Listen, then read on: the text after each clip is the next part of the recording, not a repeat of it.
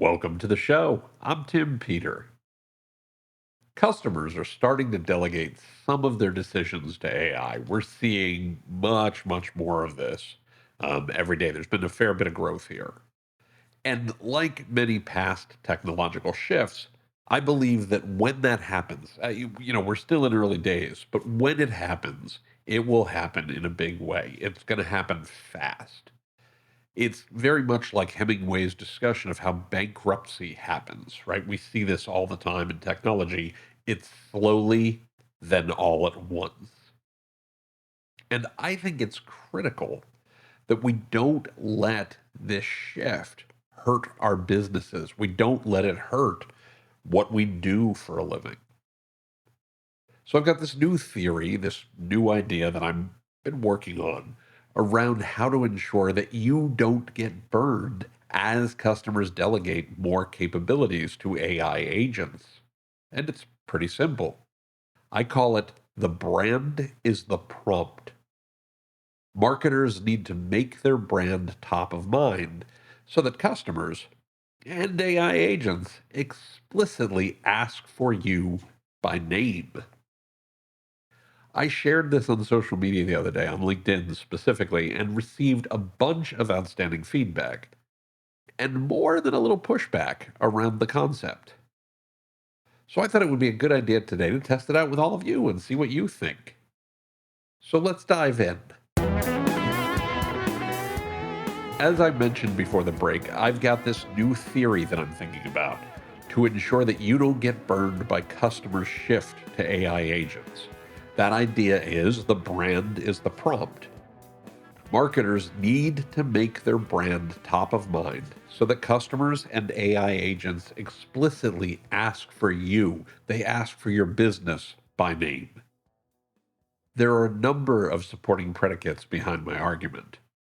The first is that AI tools like ChatGPT, Google AI Overviews, Google AI Mode, Google's Project Mariner, which is its AI agent platform, won't always and don't always surface brands or links. It's going to be tougher and tougher for you to get seen. Another is that getting into AI answer engines can be challenging, and it's certainly evolving. Yes, we are seeing fairly strong correlation that shows that sites that rank well in Google also tend to get mentioned more often in large language models.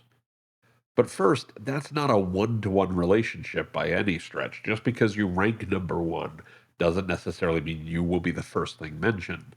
And second, there's no guarantee that that current behavior will remain true over time. Another huge challenge that we need to keep in mind is I'm fairly confident that AI agents will favor their own ecosystems. Google will point you to Google assets. Amazon will point you to Amazon assets. If you've got an agent that's made by ChatGPT, they're going to point you to other OpenAI assets in all likelihood, at least a fair bit of the time. That's the problem we're dealing with in traditional search today. I think by now you're probably pretty familiar with the idea that gatekeeper's going to gate. And if you're not, I would strongly encourage you to pick up a copy of my book, Digital Reset: Driving Marketing and Customer Acquisition Beyond Big Tech. The link's in the show notes, of course. My conclusion from these various principles is that we need to work towards a situation where customers want to prompt AI with your brand, not a generic product. So if I say, book me a room at the John Rutledge House Inn, full disclosure, a client, the John Rutledge House Inn wins. If I say, book me a hotel, that hotel loses, as do lots and lots and lots of other hotels that weren't asked for by name. If you don't build brand preference today, you risk commoditization and longer term irrelevance. Your brand must be built today across experiences that appeal to people, that appeal to AI agents, and over time appeal to hybrid experiences. So I mentioned that I posted this on LinkedIn the other day, and I got an amazing number of replies and some really strong counter arguments. And I want to walk you through these and see what you think. So the first counter argument came from my friend Michael Goldrich, who said that AI agents will do the prompting, not the user. Basically, his argument is that AI agents will be proactive, they'll be personalized, and they'll be connected to your data, things like your loyalty programs, your email, and your calendar, things like that. So the agent will suggest hotels and flights and restaurants based on your preferences and your patterns without needing you, the user, to prompt a brand. The agent will tell you when options are ready and suggest what to book. Therefore, brand prompting by the user is probably only a short term behavior. AI driven recommendations are the long term future. That's a great argument. I think there's a lot of wisdom and intelligence in that. I also think that while that may happen long term, I still think the long term is probably pretty far off for most users.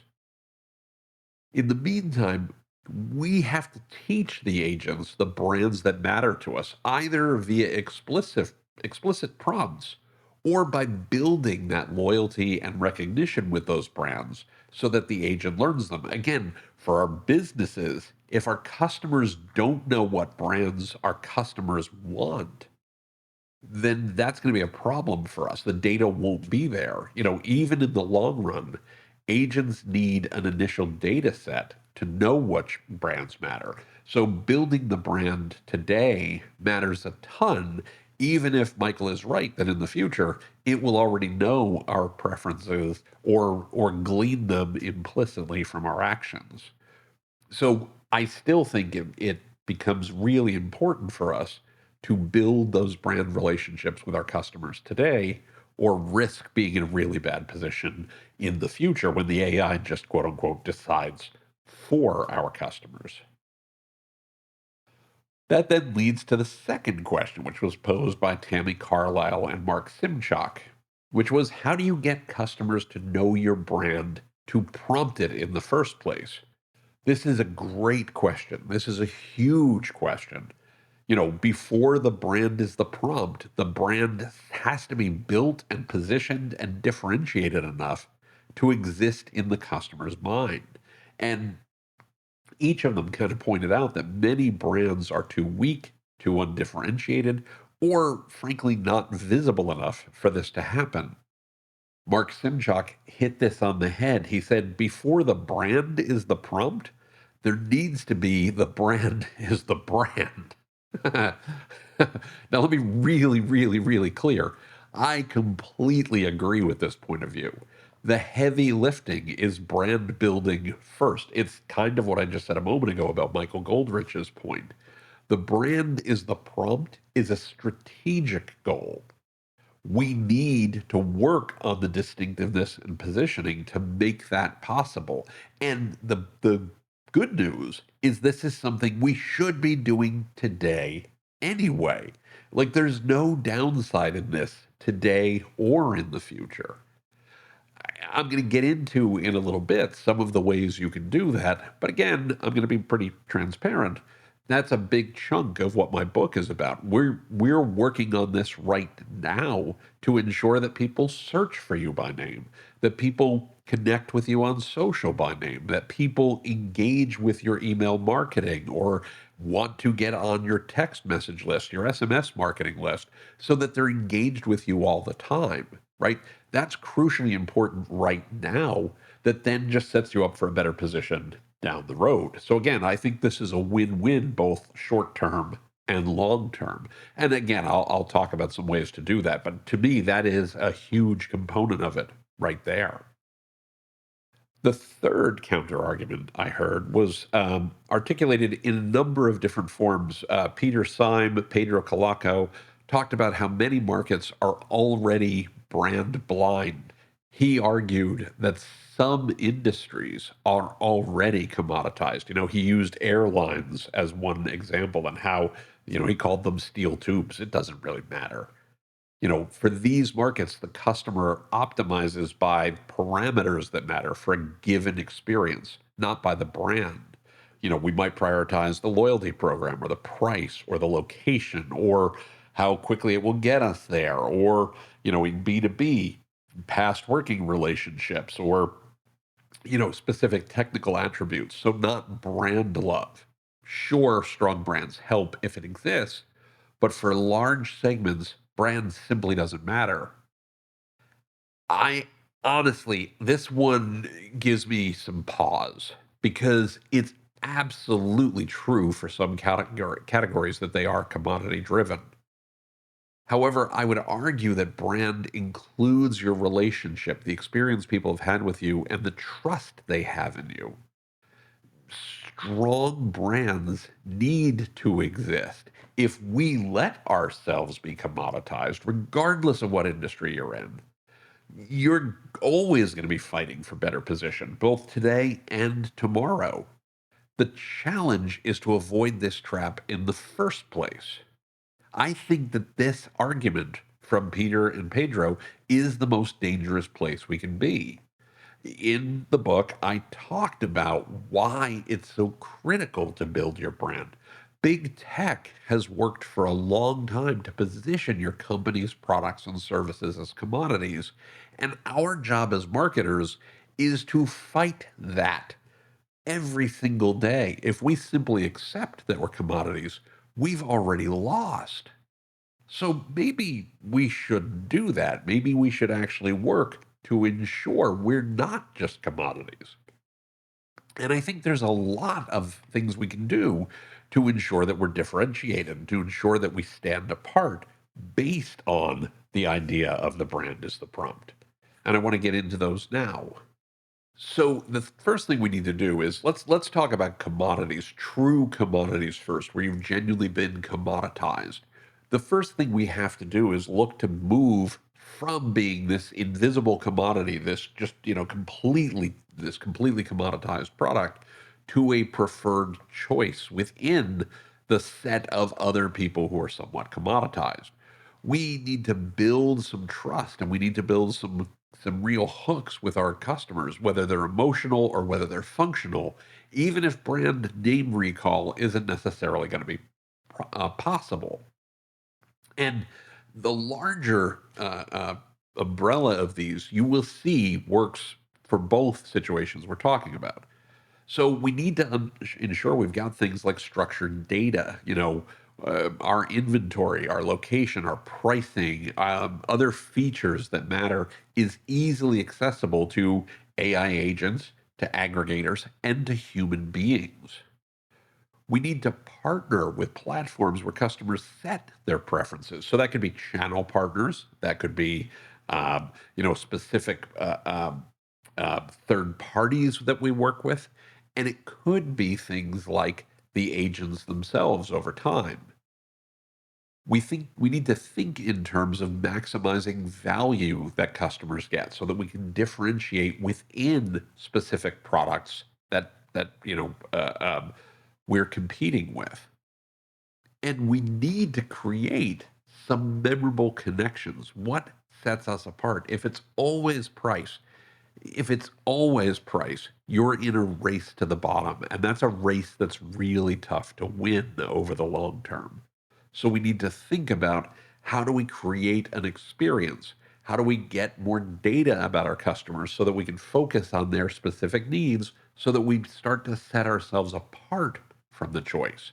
And then that becomes something that the agents can learn from if and when they come around, right? We may also be able to say, you know what? Encourage people to say, buy from the people I bought from last time. There's an opportunity to win repeat business that doesn't require explicit loyalty to your brand. That's a huge opportunity that we have. Now, of course, if you're already differentiated and you have some differentiation, we need to double down on that. We want to become an explicit prompt, both for customers and for any AI agents that act on their behalf. A lot of that's going to come back to strengthening the emotional bonds and brand recall today before AI agents dominate. So we want to invest in marketing that reinforces specific brand phrasing. Stay at a specific hotel, book a specific airline, buy from this specific company. Encourage our customers to think and speak in terms of our brand. Microsoft has done this for years, where they have taken a specific application or a specific technology, and they do this thing that they call embrace and extend, where they take the specific thing. They do this a lot with standards, and I'm going to put air quotes around standards, where they take the standard and then they layer some additional capabilities onto it. So you can learn the standard, but Microsoft's flavor of it is just a little different and requires people or causes people to think of Microsoft's version first, right? The next is we want to tell a consistent brand story. Our differentiated position must shine through in our content, in our reviews, in our communications, and in any channel that we're working through. AI models and the agents that will be built on these are going to learn from these broad signals that are created today or created over the next few years. So we have to make sure that people today are already engaging with those. If not, we're going to put ourselves in a really bad position. And of course, we're going to build direct customer relationships. We want to gain the data for customers and put it into our CRMs, put it into loyalty programs, put it into personalized content that works for that customer so that they know who we are, and we show that we know who they are, so that we're building a trusted relationship.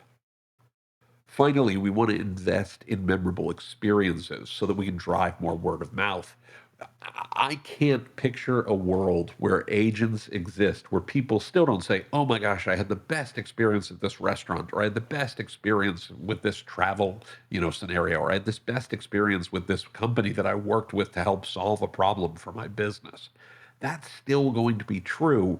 And that will create people, who haven't engaged with our brand before to say, oh, I want to work with them too. Hey, my favorite agent, go connect with this brand and tell me if they work for us. That's hugely important. Now, I said there's kind of an umbrella over all of this, and you may have noticed that this sounds an awful lot like content is king, customer experience is queen, and data is the crown jewels, which you've heard me talk about many times in the book. You've heard me talk about many times here on the podcast. You've read many times on the blog. So I think all of those remain important and will continue to be important for a long time to come. Fundamentally, the brand is the prompt. That will be true years from now, and it's already true today. Even if customers are searching for you, even if customers are engaging in social and looking for you, if they're not looking for you by name, you're not creating the kind of environment where you're going to succeed both today and longer term. So, what do you think? Am I way off base here? Am I missing something obvious? Is this really a pipe dream, or am I on to something here? By the way, hint, I'm seeing clients of mine be successful today already doing this, so I'm not so sure I'm off the mark too much. But let me know what you think. I want to hear from you. I want to hear your point of view. And I want to hear how we can make this thesis better, how we can make this even better for all of our brands and businesses. So don't be shy. Reach out. Let me know what you think. I can't wait to hear from you. Now, looking at the clock on the wall, we are out of time for this week. I'm willing to bet that you might know someone who would benefit from what we've talked about here today. Are you thinking of someone? Why not send them a link to the episode? Let them know what you think too. Keep the conversation going. You can also find the show notes for this episode 465, as well as an archive of all of our past episodes by going to timpeter.com/podcast. Again, that's timpeter.com/podcast. And of course, be sure to like and subscribe wherever you get your favorite podcasts. I know I've mentioned this already during the show, but if you're looking for something to read to dive further into this, may I suggest the #1 new e-commerce book on Amazon.com called Digital Reset, Driving Marketing and Customer Acquisition Beyond Big Tech, and written by me. I'd love it if you'd pick up a copy and let me know what you think. Finally, I just want to say so much thank you for listening. This show would not happen without you. We'll be back with a new episode next week, and until then, please be well, be safe, and as the saying goes, be excellent to each other. We'll see you soon.